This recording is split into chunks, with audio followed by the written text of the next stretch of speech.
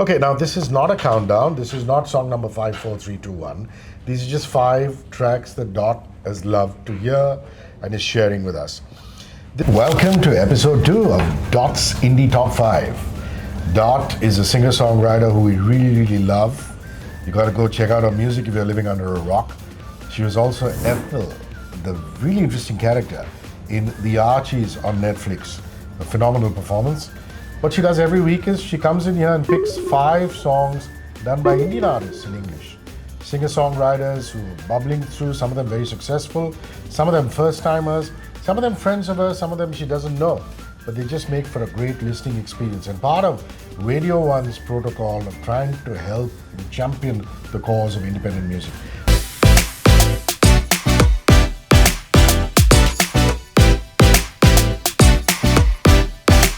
My name is Hrishi K and it's wonderful to welcome Dot back. What's up? Hi. Thank you for last week. It was so amazing. So many people turned around and said that that choice was so wide-ranging, from Joey Sharma's band's pure instrumental to Mira and Frizzell D'Souza's lovely balladry, and of course Rebel and Dapes doing a bit of R&B and hip-hop. So all set to do this week's top 5? Yes, I am. Before that, I'm going to just drop a question on you. We always try and start with a question on Dot herself. Would you say that amongst all the songs you've done thus far, Everybody Dances to Techno is the one that has just gone through the roof, and every time you do a live gig, that really is the most requested one, or one of the most? Yeah, definitely, it's the most popular. I think I wrote the song like 6-7 years back now, and still every gig that's the main request. And for a while I struggled with it a little bit because it was like, gosh, I've written other songs, listen to my other music and all of that kind of a feeling. I think every artist has that with their most popular song.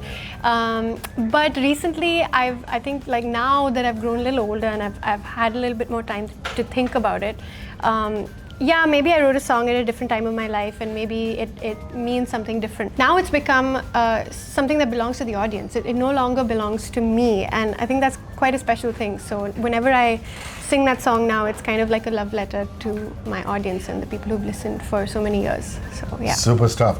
You must go and check it out. It's on the YouTube channel Dot, and well, it's one of my eternal favorites, and I'm sure you're going to love it. Okay, now this is not a countdown. This is not song number 5, 4, 3, 2, 1. These are just 5 tracks that Dot has loved to hear and is sharing with us.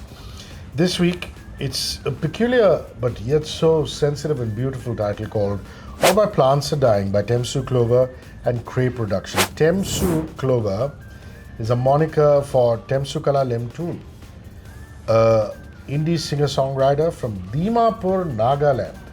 So from wonderful, beautiful Nagaland comes Temsu, and she is obviously somebody who's very receptive of other people's emotions because she's able to do that, and her music gravitates towards folk and indie pop.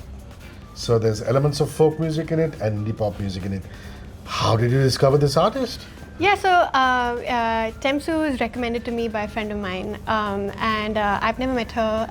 I kind of just messaged her on Instagram before this show, letting her know that it's kind of happening. But I love this track. It's very sensitive, and it has a kind of simplicity to it that I think simple songs are often the best songs. True. And this particular one, it reminds me so much of the Marias. I don't know if you know them. Yeah. But like I'm a sucker for that lo-fi kind of detuned guitar sound, whatever. I don't know. I'm not very good with the production stuff, but I love the sound palette of this song.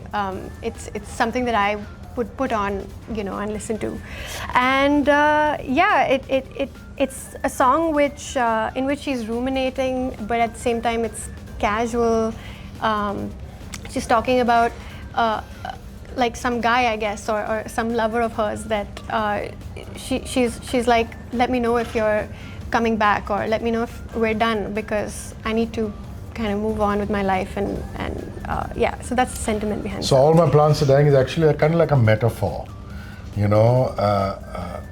because plants, if you don't water them for a long time, they die, so it's almost like love is the nourishment for the soul. So I think it's exquisite, this kind of songwriting. It's quite bewitching when you look at the lyrics of it, and it's wonderful now that all these streaming services have lyrics and things like that. I want to ask you, are you a lyrics person or a music person or both? I mean, some people always, the lyrics speak to them first.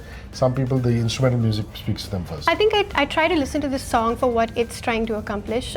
When I was younger, of course, like singer-songwriter, pop music was my thing, and lyrics were my thing. But as I've grown older and my music taste has kind of broadened and expanded, I'm realizing that like I don't have to judge every song with the same metric. So, you know, there might be Jungle, one of my favorite artists. I don't know what the hell they're saying half the time, you know, but it's great. It's great music. It's so well produced and so much fun to dance to. And so I think judge every song based on what it's trying to accomplish. Well said. Some of the most fascinating songs I've come across are just gibberish, you know. So many people just put out tracks with gibberish on it. Right. You know? And then you imagine when they find the lyrics to it, they'll replace the gibberish. But sometimes they just release it, saying it's okay, let it be there. I had a friend who did a song using entirely like random word generators, and that was like the final song. Cool. Okay, now I've actually caught this band on stage. They're called Sunflower Tape Machine, and that's the second indie top 5 song pick for the week by Dot. Sunflower Tape Machine and Sophomore Sweetheart. This was part of a national band hunt for colleges a couple of years ago that I was involved with. I was an MC and also a judge. And these guys came on at the Hard Rock Cafe in Bengaluru for the south zone of the band hunt, and they just blew the roof off. I was extremely impressed by them. They actually are from Chennai, and Ariman Singh, who is their main man, says, I'm a bedroom pop musician, because a lot of his music came out of his bedroom. And if you listen to their music, it's very 80s inspired. There's a lot of analog synth sounds. You know, back in the area when there used to be spool tapes and DAT cassette recorders, as opposed to just digital recording on computers. So Sunflower Tape Machine, it is a very experimental, and there are also some shades of psychedelic rock here. So how did you latch onto them?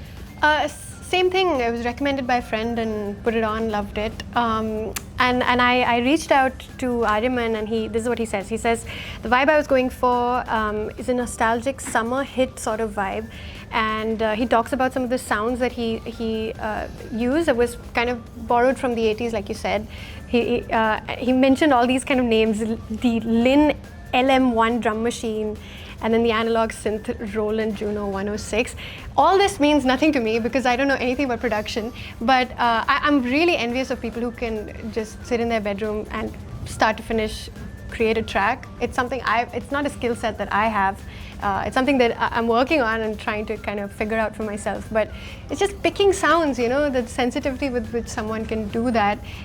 It's its own skill, and he's done it very artfully, and I love the song. Well, he's obviously a tech file, because it's wonderful. You meet cinematographers who talk about, the camera in the 80s and the 90s and things like that. It's like that. Somebody turning around talking about a Roland keyboard machine is beautiful. And sounds are sounds, irrespective of which era or genre or generation that you pick them up from. So, Sunflower Tape Machine, go check them out. Sophomore Sweetheart is the instrumental track that Dot has recommended.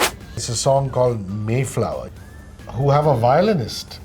And I love the sound of that violin in between all that pop. Yeah, you're mentioning the violin. That's kind of what struck me about this song first and foremost. It just hits you. It's a very, it's just a beautiful violin line. And I asked them. It was written by Sanyanth, who's a member of the band, and he says that they wrote it during the pandemic, when it felt like we were plateauing. It was taking us forever to get where we wanted to go. It felt like our friends were moving ahead, and then they kind of were feeling this envy, you know, that all the other people in the scene are kind of moving forward, and where are we, kind of a feeling. And then it kind of came with this realization that, dude, we're kind of all on the same side. And I think that's a really lovely sentiment. I've often felt that envy. I mean, it's a rite of passage for any indie musician or any performer, I guess. The comparison with your peers, and you want to be grateful, and so you want to be happy for them, and you want them to do well, but at the same time there's this like niggling feeling in your stomach. And It's what I call healthy competition. yeah, but then there's also this indie spirit, right? Like we're all in this together. We're all trying to make the scene grow, and I love that. I love that sentiment. And about the strings, he says that it came to me while writing the melody of the chorus itself. I knew exactly how I wanted it to sound, and that it would be incomplete without that violin lick. And it shows. It's a key part of the song. Yeah. All right, one of India's most famous singer-songwriters, Nikhil D'Souza. Wonderful chap, Nick. I've done so many gigs with him. I remember one gig in Goa where we were playing to almost 8 to 10,000 people. And it was supposed to be an outdoor event. It rained that day, had to be shifted indoor in Goa, and people were singing along to not just his Bollywood hits but also his pop hits. And this is an interesting combination. Nikhil D'Souza with the band Easy Wanderlings. Now, for those of you who didn't tune into episode 1, I have to tell you that lovely diary there is Dot's little diary of memorabilia where she notes down. Do you write your lyrics there too sometimes? Yeah. Yeah, some unfinished songs in there. I love that. I love that in an era of electronica, in an era where everybody's using Macs and computers and iPads and phones. She writes down a diary, and she's gotten quotable quotes from a lot of these indie musicians that we're referring to you to listen to. And that's what she's reading out from a lovely little diary. Also, the program is available 94.3 Radio 1 on the FM band in audio form. So if you're unable to catch us on YouTube, or if you just prefer audio listening, Mumbai, Delhi, Bangalore, Chennai, we're on 94.3. So do catch us on the radio as well as on YouTube.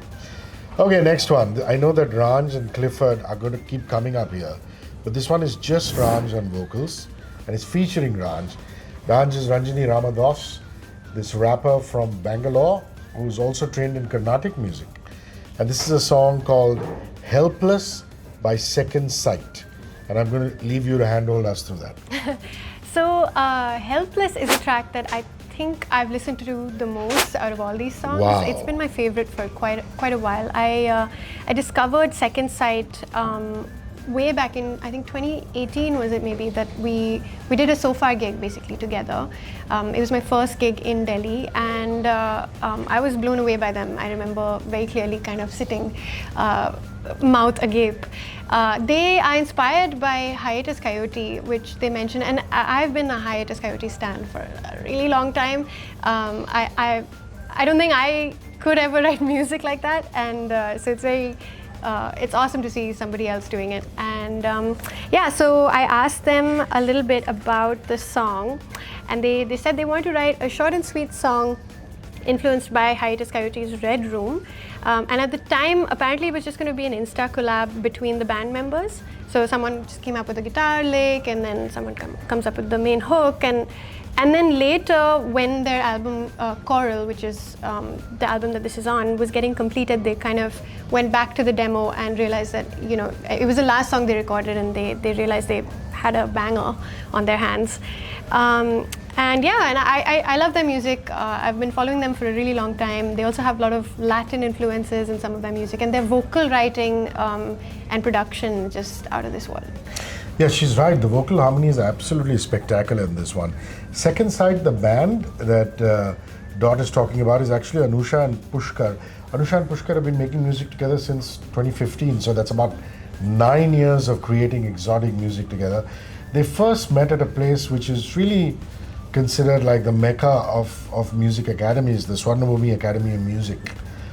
Some greats have come out of Swarnabhumi, and these two went there, and they've continuously made top 10 indie artists to watch out for lists, and I particularly love their album covers, so or their single covers or the EP covers. So we'll make sure that you can see the Coral cover on the screen very, very soon. So that's the Second Sight, the band, and it is featuring Ranj, who will keep coming up, like I said, in the future also with Ranj and Clifford. That's another of Dot's choices. All right, now we've gone through All My Plants Are Dying, by Temsu Clover, Sophomore Sweetheart by Sunflower Tape Machine, Mayflower by Easy Wanderlings and Nikhil D'Souza. And now for track number 4, Tejas, who's been around the independent music scene for a while, very successful, and really is a role model for a lot of people who are trying to make it in the scene. He's just been relentless. Keep releasing your music, keep your head down, and labor away the old-fashioned way, and you will see results, isn't it? Yeah, he's pretty much Bombay royalty when it comes to indie music. So I picked a song called Outlast, which is the title track of his album, Outlast. It's another, similar to the Easy Wanderling song, it's kind of about what it is to be in the scene, and like you said, what it is to keep making music even when the industry is telling you not to, even if you're kind of getting hit on the head left, right and center.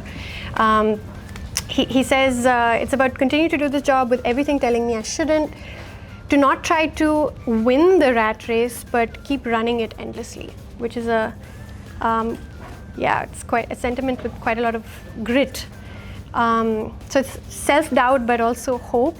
And I think the soul elements in the song, which really stood out to me, they bring out that melancholy kind of a feeling. Like it's a hopeful song, but there's a touch of sadness to it, which True. Yeah. You can't slot Tejas into one genre because he's just so talented. He can move from mellow pop to strains of rock. Just a small plug here. Tejas is also on the Archie soundtrack, of which Dot here is a prominent member. There's lots of Dot on that soundtrack, so go stream the Archie soundtrack and enjoy a bit of Tejas, a bit of Dot, and a whole lot of other artists who you'll really, really enjoy. And that song by Tejas, which Dot has recommended, is Outlast. On that note, it's a wrap on episode 2 of Dot's Indie Top 5. Tell us what you felt like after listening to these 5 songs.